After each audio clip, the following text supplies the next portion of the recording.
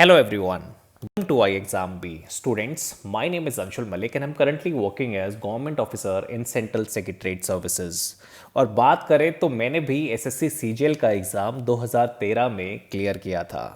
Students, जब भी हम एसएससी का फॉर्म भरते हैं तो वेरियस जॉब अपॉर्चुनिटीज़ को देखकर हमारा मन ललचा जाता है। और आज की डेट में भी स्टूडेंट्स बहुत कंफ्यूज हैं कि कौन सी पोस्ट को हम पहले प्रेफरेंस दें। तो आज की वीडियो में मैं उन टॉप 10 पोस्ट को डिस्कस करना चाहूँगा जिनको आप बिल्कुल भी इग्नोर नहीं कर सकते।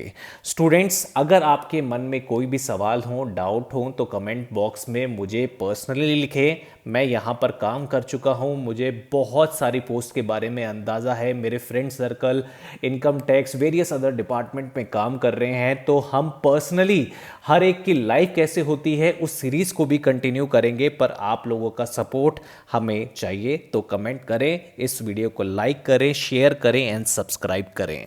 तो सबसे पहले मैं डिस्कस करना चाहूँगा असिस्टेंट ऑडिट ऑफिसर। अगर एसएससी सीजीएल के पास सबसे ज़्यादा हाईएस्ट पेइंग जॉब कोई है तो वो असिस्टेंट ऑडिट ऑफिसर की है, क्योंकि इसका जो ग्रेड पे है वो 4800 के आसपास होता है। सबसे ज़्यादा बेसिक पे अगर हम किसी भी पोस्ट से कंपेयर करें तो वो असिस्टेंट ऑडिट ऑफिसर की होती है। प्रमोशनल एस्पेक्ट भी बेहतरीन है स्टूडेंट्स। यहाँ पर ऑडिट ऑफिसर आप ज्वाइन करते हैं, then you will become senior audit officer, then deputy accountant general, senior deputy accountant general.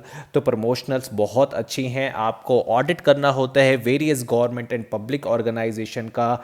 बहुत सारी ट्रैवलिंग भी करनी पड़ सकती है क्योंकि इंस्पेक्शन का काम होता है। अगर मैं पोस्टिंग एरियाज़ की बात करूं तो लिमिटेड वैकेंसीज होती है और महानगरों में ही आपकी पोस्टिंग कराई जाती है। जैसे कैग के ऑफिसेज हो गए तो वहां पर आपकी पोस्टिंग है, तो आपको एक्सपोजर अच्छा मिलेगा। तो अगर आप इस पोस्ट के लिए एलिजिबल हैं तो असिस्टेंट ऑडिट ऑफिसर के लिए ज़रूर जाएं।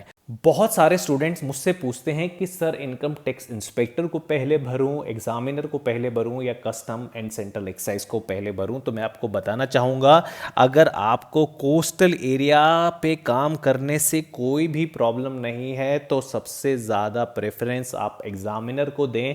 यहाँ पर आपको एक्सपोजर बहुत अच्छा मिलता है, सीखने को बहुत कुछ मिलता है, आपके पास बहुत पावर्स होती हैं। यहाँ पर मैं आपको बता दूं कि 3 साल आपकी पोस्टिंग फील्ड पे रहेगी, जहाँ पर आप इंचार्ज रहेंगे वेरियस कंटेनर जो विदेशों से आते हैं उनको इंस्पेक्ट करने का। और 3 साल आपकी पोस्टिंग रहेगी डेस्क पे, जहाँ पर आपको फाइलिंग वर्क करना पड़ेगा। तो यहाँ पर 3 साल का रोटेशन होता रहता है, पर इन 3 साल फील्ड पोस्टिंग में आपको बहुत कुछ सीखने को मिलेगा। ग्रेड पे की बात करें तो 4600 का ग्रेड पे है। आपकी जो ग्रॉस सैलरी है वो 80 to 85,000 के आसपास हो जाएगी। आपको पता है डीए बढ़ चुका है। Taxation, verifying taxation on goods, sports पे काम होता है, ये मैं आपको बता चुका हूँ। बहुत कम वैकेंसीज होती हैं और बहुत सारे लोग चाहते हैं कि एग्जामिनर को वो प्रेफरेंस देते हैं, तो कंपटीशन ज़्यादा होता है, आपको ज़्यादा मार्क्स स्कोर करने की ज़रूरत होती है। तो आपका एग्जामिनर जब आप बनेंगे तो आपका पहला जो प्रमोशन होगा वो अप्राइज़र होगा, उसके बाद assistant commissioner, deputy commissioner and then commissioner.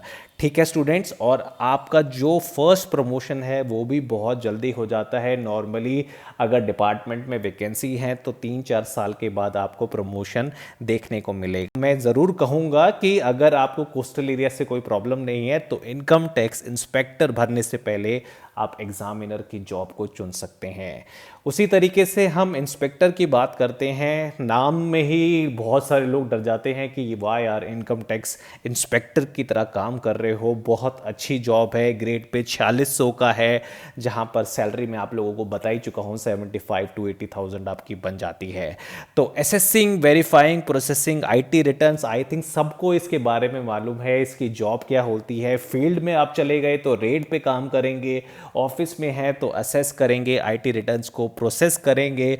Local travelling हो सकती है जब आप रेड्स को कंडक्ट करेंगे। ऑल इंडिया पोस्टिंग होती है, काफ़ी वैकेंसी हमें एसएससी सीजीएल में देखने को मिलती है। तो अगर आपकी प्रेफरेंस, अगर आप कोस्टल एरिया पे काम नहीं करना चाहते तो इनकम टैक्स इंस्पेक्टर को आप अच्छी प्रेफरेंस दे सकते हैं।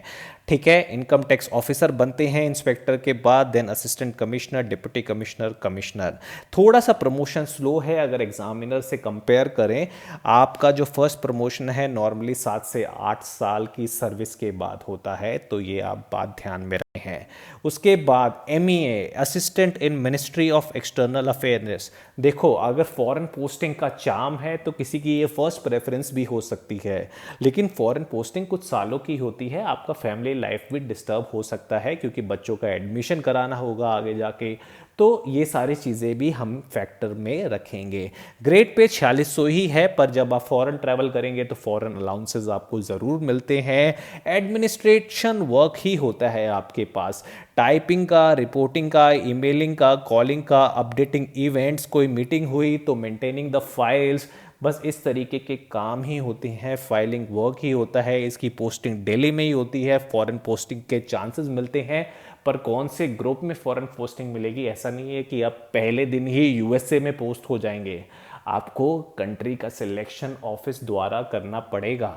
ऐसा भी हो सकता है कि केनिया का ऑप्शन है, तो हमें अपने सारे पॉसिबिलिटीज़ को ध्यान में रखते हुए ही पोस्ट का चुनाव करना चाहिए। डिपार्टमेंटल एग्ज़ाम होता है नॉर्मली 8 साल, 7-8 साल का टाइम लग जाता है डिपार्टमेंटल एग्ज़ाम क्लियर करने में। बहुत अच्छा एक्सपोजर है, बाहर घूमने का मौका मिलेगा डेफिनेटली, और बहुत कुछ सीखने का मौका मिलेगा। इसके बाद मैं कहूँगा कि सेंट्रल एक्साइज को आप तवज्जो दें। सेंट्रल एक्साइज की इंस्पेक्टर की जॉब बहुत अच्छी है। ग्रेड पे 4600 ही है। एग्जीक्यूटिव वर्क ही होता है जहां पर आप central excise and service tax related काम करते हैं। क्लरिकल काम होता है, फाइल रिलेटेड वर्क होता है। आपको बेसिकली डिटेक्ट करना होता है कि कुछ लोग जो टैक्सेस का इवेजन तो नहीं कर रहे हैं। बहुत सारी वैकेंसीज निकलती है, ऑल इंडिया पोस्टिंग होती है, ट्रांसफरेबल जॉब है। इनकम टैक्स इंस्पेक्टर हो जाए, एक्साइज हो जाए, चाहे एग्जामिनर हो जाए, इस चीज़ का आपको ध्यान रखना है। अगर आप दिल्ली में जॉब पाना चाहते हैं तो असिस्टेंट सेक्शन ऑफिसर से बेस्ट कोई जॉब नहीं है।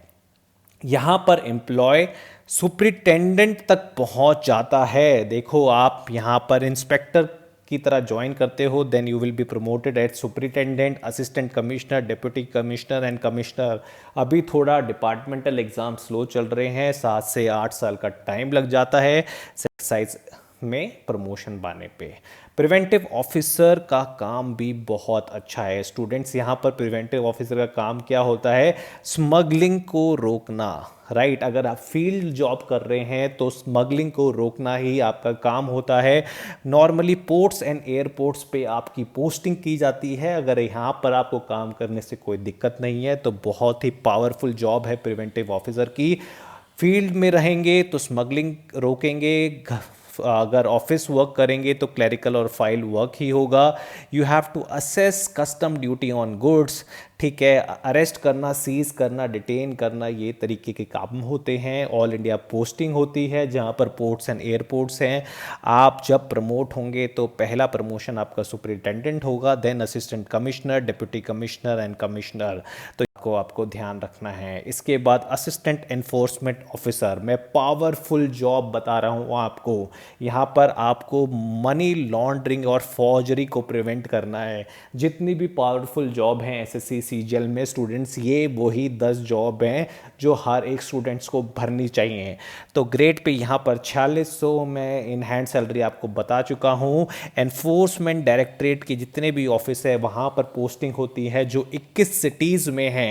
तो इस चीज़ का आपको ध्यान रखना है। यहाँ पर कोई फिक्स प्रमोशन नहीं है, आपको टाइम स्पेंड करना पड़ेगा इस पर्टिकुलर ऑफिस में। आपका जो पहला प्रमोशन होगा वो you will be promoted has, आप ज्वाइन करेंगे assistant enforcement officer, then enforcement officer, then assistant director, deputy director and then finally director. उसके बाद सेंट्रल विजिलेंस कमीशन, बहुत अच्छी अपॉर्चुनिटी है स्टूडेंट्स। यहाँ पर आपको विजिलेंस केस को मॉनिटर करना होगा, केस की फाइल को अपडेट करना होगा, विजिलेंस एक्टिविटीज़ आपको मॉनिटर करनी होगी वेरियस सेंट्रल गवर्नमेंट ऑर्गेनाइजेशन में। ग्रेड पे 4600 ही है, ऑल इंडिया पोस्टिंग है, अच्छे प्रमोशन के चांसेस हैं। जैसे नॉर्मली असिस्टेंट सेक्शन ऑफिसर के होते हैं, वैसे ही इसके प्रमोशन के चांसेस भी अच्छे होते हैं।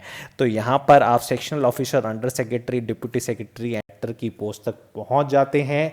उसके बाद असिस्टेंट इन AFHQ, यहाँ पर इस जॉब को भरें। एयरफोर्स हेड क्वार्टर्स, यहाँ पर आपकी जो पोस्टिंग होगी वो दिल्ली और मेट्रो सिटीज़ में होगी।